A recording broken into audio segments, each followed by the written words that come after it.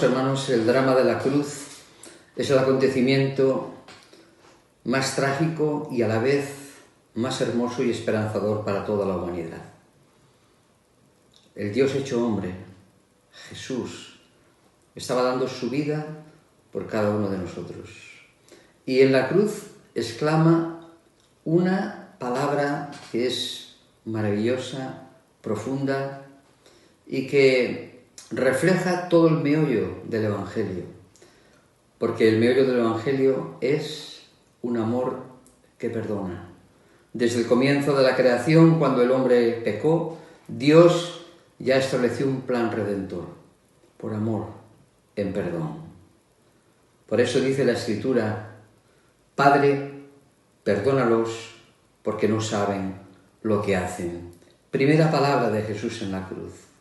Esto nos habla del amor tan inmenso que Dios tiene para con la humanidad.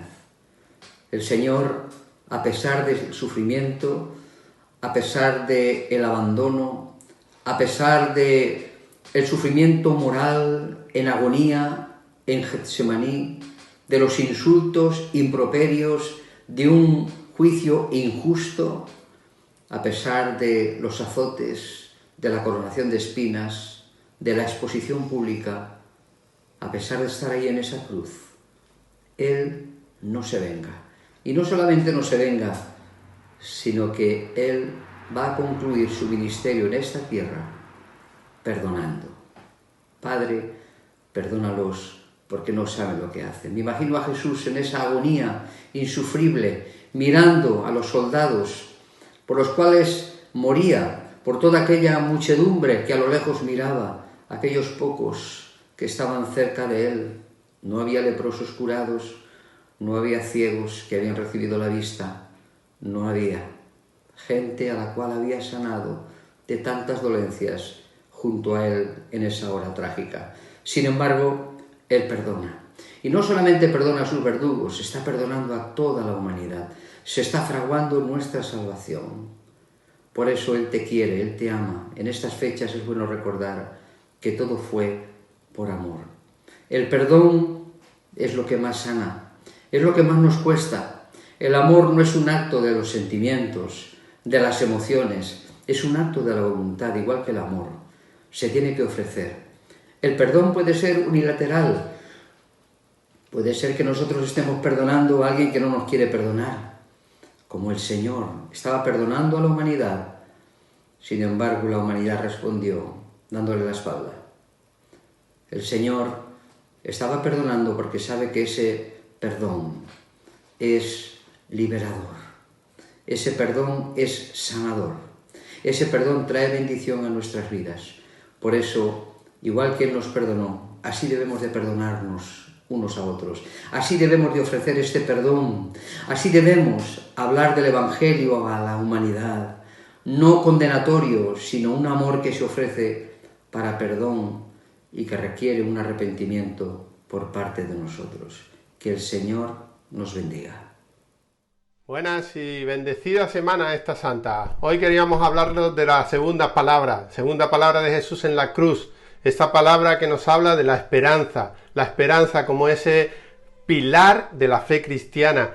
Tenemos la crucifixión, tenemos la resurrección, son los actos más importantes de la historia, ya que ellos son los que nos ofrecen la esperanza en nuestro Señor Jesucristo. La pregunta es, ¿cómo reaccionas ante una mala situación? ¿Cómo reaccionamos ante esta pandemia, ante esta situación que no entendemos, que sobrepasa nuestro entendimiento? ¿Sabes? Te digo, cuando estés viviendo momentos difíciles en tu vida, no insultes a Dios. Solo dile a Dios, acuérdate de mí, y Dios te dirá, yo estoy contigo, yo voy contigo y tú estarás conmigo. Coge mi mano, te dirá Jesús, y caminemos juntos.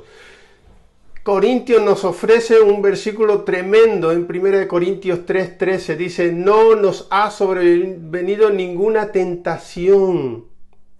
No hay ninguna tentación que tú, que usted y yo no podamos con ella. Dios está a nuestro lado. ¿Sabes? Esta segunda palabra en la última semana de Jesús, en la cruz en Jesús, nos muestra nuevamente que es sobre el perdón que quiere dar Jesús. Está dirigida a este pecador que está al lado de Jesús en una cruz.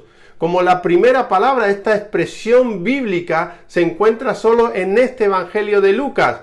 Jesús nos muestra su divinidad al abrir el cielo para un pecador que se arrepiente, un pecador arrepentido.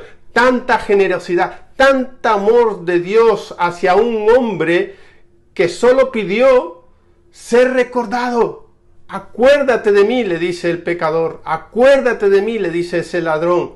Esta expresión de Dios nos ofrece esperanza para la salvación, porque si nosotros ponemos nuestros corazones, nuestras oraciones en Él y aceptamos su perdón, también estaremos al final de nuestros días con nuestro Señor Jesucristo. Déjale tu corazón, entrégale tu vida a Jesús, porque Él quiere que tú estés con Él en su gloria.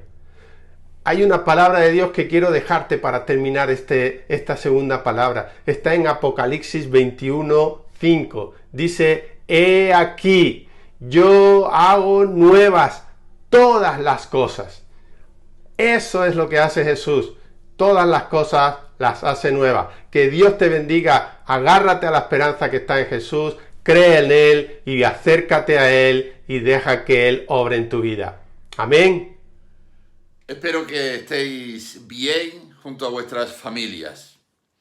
Jesús, en un momento crítico, en el momento más crítico, con las manos taladradas a un madero, los pies taladrados, una situación realmente al límite, tiene allí a María, su madre, junto a su discípulo amado, a Juan, y en ese momento crítico, difícil. Bueno, ahora estamos viviendo también un momento crítico, difícil, preocupante.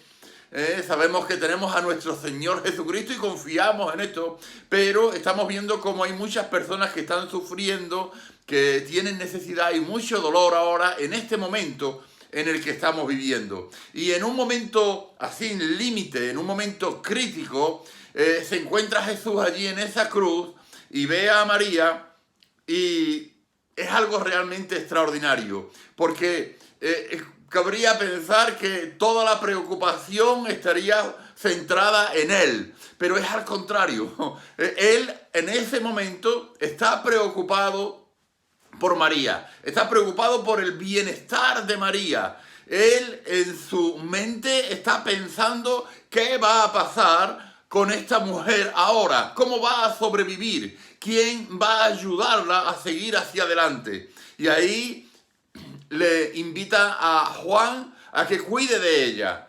Mira, María, este es tu hijo, Juan, esta es tu madre, cuida de ella. Cuida de esta mujer. Dice, mujer, ahí tienes a tu hijo. Jesús es más que un hijo para María. Jesús además es su Salvador. Esto realmente es fantástico, porque vemos como Jesús hasta el último momento está preocupado por el ser humano. Dios mismo está preocupado de forma individual por cada uno de nosotros. Nos tiene en la palma de su mano y está cuidando constantemente de nosotros. Y en ese momento crítico, Él está preocupado por la persona individual de María. De la misma manera que ahora, en estos momentos críticos que estamos pasando, no solo en España, sino en el mundo, Jesús también está preocupado, interesado y está interviniendo en tu vida, dando todo aquello que necesitas para seguir adelante. Ahora nosotros también podemos mirar a esa cruz, ver a Jesús en esa cruz y podemos confiar en Él.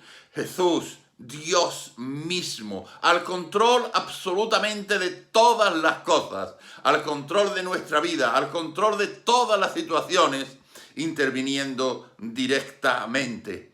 Un Dios humanizado, un Dios que ha venido a la tierra y que estaba preocupado por aquella mujer que lo tuvo en su vientre, que lo amamantó, que lo cuidó de pequeño.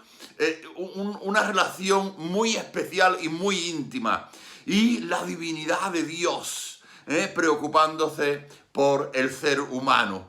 Es algo realmente extraordinario que Dios, a pesar de cómo nosotros nos hemos portado, Dios sigue interviniendo, buscándonos para poder salvarnos.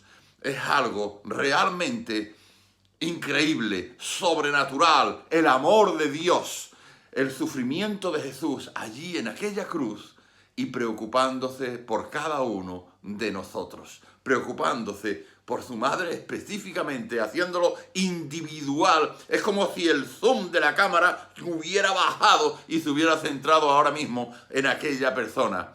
Bueno, esa es nuestra esperanza, en que Jesús realmente nos ama a cada uno y personalmente a cada uno de nosotros, por nuestro nombre y por nuestro apellido, y ni un solo de nuestros cabellos caerá al suelo si no es su consentimiento. Así que en estos tiempos de dificultad quiero enviarte un mensaje de esperanza. Confía en Jesús, confía en Dios.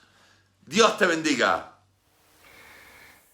Elí, Elí, lama sabactani. Dios mío, ¿por qué me has desamparado? ¿Quién puede escudriñar la longitud y la profundidad de este grito de abandono en el Salvador? ¿Cómo comprender el misterio que engloba este grito desde lo alto del Calvario? Son palabras insondables que van mucho más allá de toda comprensión humana. Son palabras que revelan la gravedad de los pecados de la humanidad, en los cuales están incluidos tus pecados y los míos, pero también revelan la profundidad del amor de Dios, porque de tal manera amó Dios al mundo, que ha dado a su Hijo unigénito, para que todo aquel que en Él cree no se pierda, mas tenga vida eterna. Sintiendo y asumiendo el peso de los pecados de toda la humanidad, de todos los tiempos, Cristo siente el rigor de la soledad y de la justicia de Dios. Cristo está solo, lucha por la redención, aunque Él no cometió pecado. Cristo carga sobre sí los pecados de todos los seres humanos. Jesús está siendo obediente a Dios hasta la muerte de cruz. Cuando alguien nos pregunte, ¿por qué Cristo exclamó, Dios mío, ¿por qué me has desamparado?, podremos responder, porque fue por nuestra culpa, por nuestro pecado. Nosotros motivamos su gran dolor. Entonces responderemos agradecidos que el sufrimiento de Jesús fue por ocupar nuestro lugar, y gracias a Él, ahora somos redimidos por la mano poderosa de nuestro amado Padre. Bendiciones. Hola hermanos, gracias doy a Dios por poder compartir con ustedes esta palabra que tanto nos puede cautivar y que tanto creo que nos cautiva en todo momento, así como las otras restantes.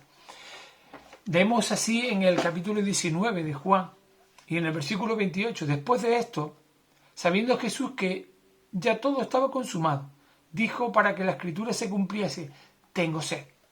Tengo sed es una palabra cumplida. Esta palabra se registra en Juan, curiosamente este evangelista que tanto insistía y subrayaba la divinidad de Cristo. Aquí, esa divinidad se encarnó en una total humanidad. Además se cumplió la profecía del Antiguo Testamento, que por citar algunos podría ser en el Salmo 69, versículos 3, 7, 9 y 21, y que 1000 años después, en este escenario que se nos presenta en la cruz, estaba siendo cumplida. Estaba preparándose la hiel y el vinagre con el que podía beber. Hay cosas que destacar en este texto y que pueden ser muy bien aplicadas a nuestras vidas. Yo les invito a que paremos un momento y entendamos o comprendamos e identifiquemos cuáles pueden ser. Muchos de los presentes oyeron la voz de Cristo allí en aquel lugar, pero pocos escucharon retumbar en su corazón el peso de esta palabra. Tengo sed nos recuerda algo importante. Primero, la obediencia de Cristo en la cruz. Él supo responder al amor de Dios por nosotros, cumpliendo como estaba escrito, siendo un instrumento activo, vivo y real del amor de Dios para la humanidad. No dejó ningún detalle al azar. incluso en ese momento tan duro en su vida de necesidad humana y vital, dice en la Escritura que se hizo obediente hasta la muerte y muerte de cruz. Tengo sed, también nos habla de la humanidad de Cristo, hecho hombre por amor a nosotros, por amor. Tomando, como dice en Filipenses 2, forma de siervo, hecho semejante a nosotros, siendo hombre. Todo un Dios se hizo hombre y respondió como tal, manifestando esta necesidad humana. Tengo sed. Pero también nos habla de la cercanía de Cristo en nuestras vidas, hacia nosotros. Y así debemos aprender para actuar como cristianos, que estamos cercanos, que debemos estar cercanos en aquellos que sufren, que tienen necesidades en lo material, pero especialmente en lo espiritual. Y tengo sed. Nos recuerda que a pesar de la necesidad humana que Jesús tenía en la cruz, como dice en Filipenses nuevamente, siendo en forma de Dios, no estimó el ser igual a Dios como cosa a la que aferrarse. Podía haber bajado de la cruz y haber bebido y haber roto ese dolor que tanto le mantenía, pero fue obediente. Se despojó de sí mismo, dice en la Escritura, siendo un siervo obediente, y cumplió con su propósito y su llamado, su misión, morir en la cruz por amor a nosotros. Tengo sed, nos habla en resumen de la obediencia al servicio. Nos habla de la humanidad de Cristo, de su cercanía por amor a nosotros. Y también nos habla del amor de Cristo en la cruz, por ti y por mí. Que el Señor te bendiga. Un abrazo muy grande para todos y para todas.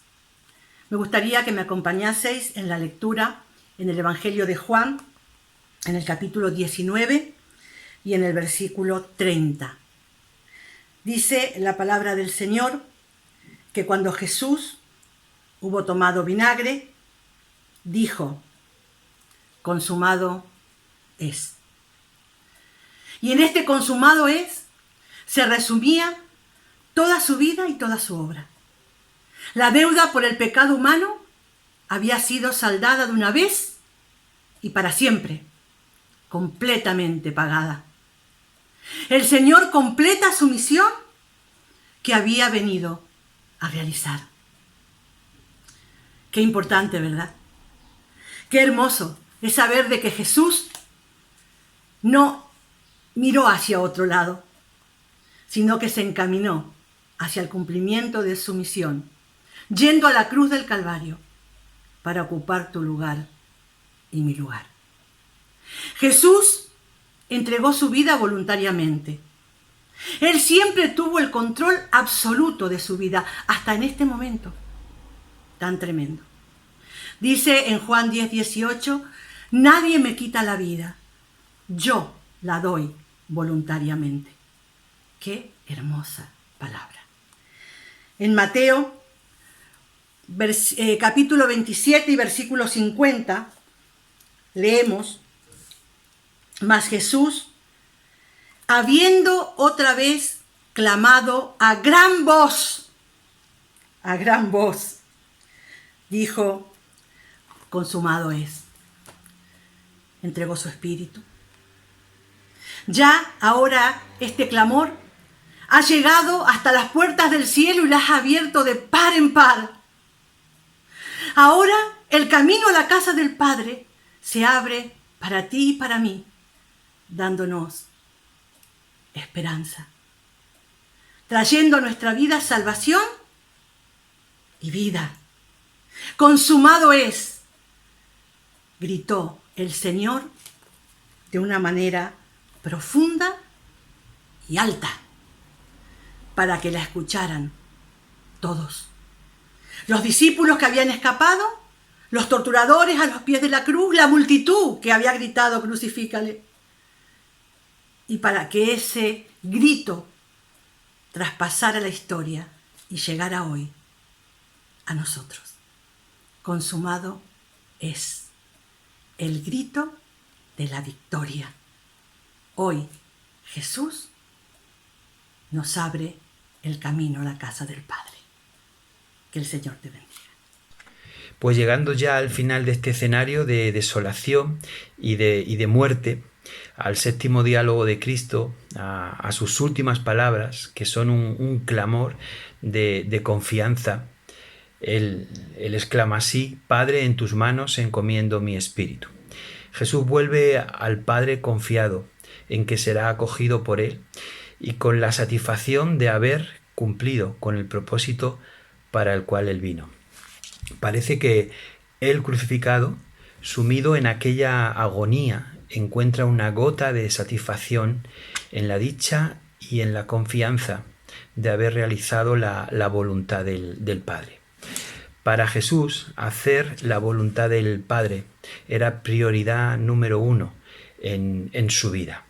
A sus padres les dijo en el templo: ¿no sabíais que en los negocios de mi Padre me es necesario estar? A sus discípulos en Samaria les comunica: mi comida es que haga la voluntad del que me envió y que acabe su obra. Y en Getsemaní oró así: si quieres, pasa de mí esta copa, pero no se haga mi voluntad, sino la tuya. Y esta confianza, esta satisfacción por haber terminado lo que le fue encomendado, anticipaba su triunfo. Para la mayoría de sus contemporáneos, Jesús se fue como un malhechor, como un derrotado, como un fracasado. Pero para su Padre, y en la perspectiva del reino, Jesús se va de este mundo y es recibido por el Padre triunfante y como un vencedor, porque lo ha logrado, ha permanecido en la voluntad de Dios hasta el final. Y este último momento, esta última escena del siervo sufriente, nos sigue inspirando, nos sigue enseñando y también nos sigue retando a todos nosotros. Y aunque torpes y acumulando fracasos en nuestra vida, entendamos que el deseo y la tarea de hacer la voluntad de Dios debe de seguir siendo una prioridad número 1 en nosotros, por encima de nuestros logros, éxitos y beneficios personales. Padre, en tus manos encomiendo mi espíritu. Lucas 23:46.